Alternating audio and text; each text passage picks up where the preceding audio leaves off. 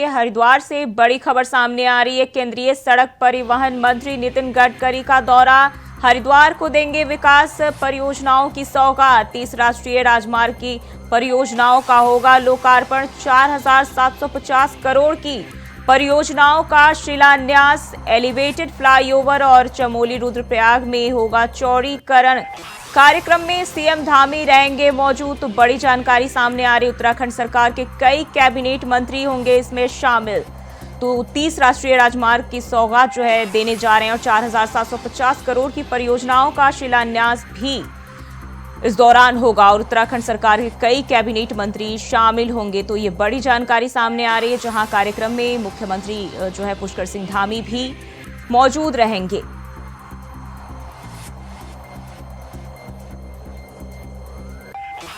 तो केंद्रीय सड़क परिवहन मंत्री नितिन गडकरी का हरिद्वार दौरा है और उत्तराखंड सरकार के कई कैबिनेट मंत्री जो इस दौरान उनके साथ कार्यक्रम में शामिल होंगे। केंद्रीय सड़क परिवहन मंत्री का हरिद्वार दौरा है और इस दौरान जो है कई विकास परियोजनाओं की सौगात जो है मंत्री देने वाले हैं।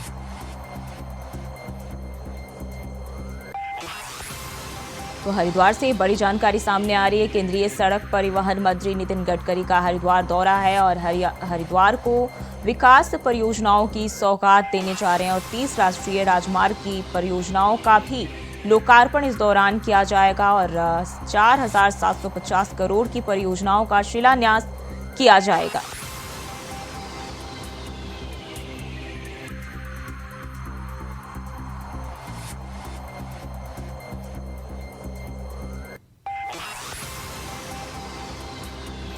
कार्यक्रम में खुद मुख्यमंत्री पुष्कर सिंह धामी भी मौजूद रहेंगे। इसके साथ ही सरकार के कई कैबिनेट, राज्य सरकार के कई कैबिनेट मंत्री भी शामिल होंगे। तो केंद्रीय सड़क परिवहन मंत्री नितिन गडकरी का हरिद्वार दौरा है और हरिद्वार को कई सौगात जो है मंत्री देने जा रहे हैं और बताया जा रहा है कि 4,750 करोड़ की योजनाओं की सौगात मंत्री देने जा रहे हैं हरिद्वार को और इस दौरान जो है 30 राष्ट्रीय राजमार्ग की परियोजनाओं का लोकार्पण किया जाएगा और उनके साथ जो है खुद मुख्यमंत्री पुष्कर सिंह धामी भी मौजूद रहेंगे।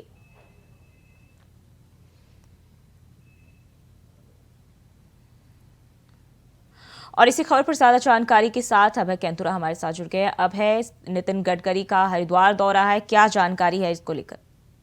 बिल्कुल, केंद्रीय मंत्री नितिन गडकरी का आज उत्तराखंड का दौरा है, जिसमें उनकी तरफ से उत्तराखंड राज्य में जो विभिन्न परियोजनाएं 30 से ज्यादा ऐसी परियोजनाएं हैं जिनका शिलान्यास और लोकार्पण उनकी तरफ से यहाँ पर किया जाएगा।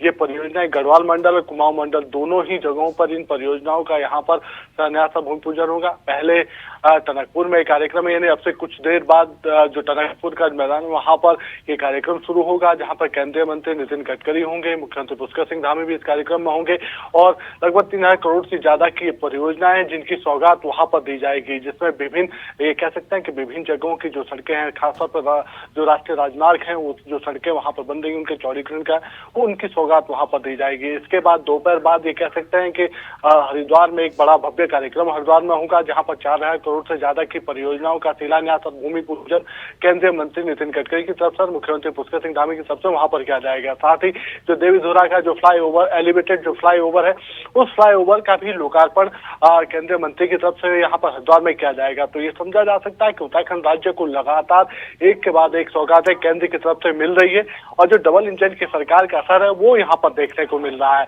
कोशिश यही है मुख्यमंत्री पुष्कर सिंह धामी की कि राज्य में जो विकास की रफ्तार है वो और तेज यहाँ पर हो सके, राज्य की जनता को इन विकास की परियोजनाओं का लाभ यहाँ पर मिल सके। और आज ये कह सकते हैं कि एक के बाद एक जब केंद्रीय मंत्री उत्तराखंड में आ रहे हैं, अपने दौरे उनके उत्तराखंड में चल रहे हैं, तो विभिन्न परियोजनाओं का लोकार्पण और शिलान्यास उनकी तरफ से यहाँ पर किया जा रहा है, जो राज्य के लिए बड़ी सौगात के रूप में कही जा सकती है। जी अब है 30 राष्ट्रीय राजमार्ग की सौगात जो है मंत्री इस दौरान देने जा रहे हैं, तो कहीं ना कहीं कह सकते हैं कि विकास की जो गति है उसे धार देने की पूरी कोशिश की जा रही है। बिल्कुल, इसे 30 राष्ट्रीय परियोजनाओं की सौगात भी कह सकते हैं। ये भी कह सकते हैं कि लगभग 6,000 करोड़ से ज्यादा की जो परियोजनाएं ये हैं, जिसमें सड़कों का निर्माण है, राष्ट्रीय राजमार्गों का निर्माण है या फिर जो फ्लाईओवर्स या पुल जो बनने हैं, जो एनएच पे बनेंगे, उनकी सौगात यहाँ पर राज्य को मिलेगी। कोशिश ये है कि उत्तराखंड राज्य में जो सड़कों का जो जाल है और मजबूत यहाँ पर हो सके, राष्ट्रीय राजमार्गों का जो चौड़ीकरण है, विस्तार है, वो यहाँ पर ज्यादा से ज्यादा हो सके, ताकि उत्तराखंड राज्य विकास की मुख्य धारा के साथ तेज गति से विकास के पथ पर आगे बढ़ सके और उत्तराखंड में जो आने वाले दिनों में जो श्रद्धालु और सैलानियों के जो आने का जो सिलसिला और ज्यादा से ज्यादा यहाँ पर बढ़ सके, उसके लिए कोशिश यहाँ पर की जा रही है। और ये समझा जा सकता है कि जो डबल इंजन की सरकार का असर है वो अभी यहाँ पर दिखने लगा है, क्योंकि ऐसे में समझा जा सकता है कि जब चुनाव की बयार शुरू हो रही है तो ये सौगातें मिलना लाजमी है और अभी से ही उनकी शुरुआत यहाँ पर हो चुकी है। तो ये राज्य की जनता के लिए बड़ा इस समय खुशहाली क्षण यहाँ पर कह सकते हैं कि एक के बाद एक सौगातें राज्य को मिल रही है और जो विकास की रफ्तार वो तेज होती नजर आ रही है।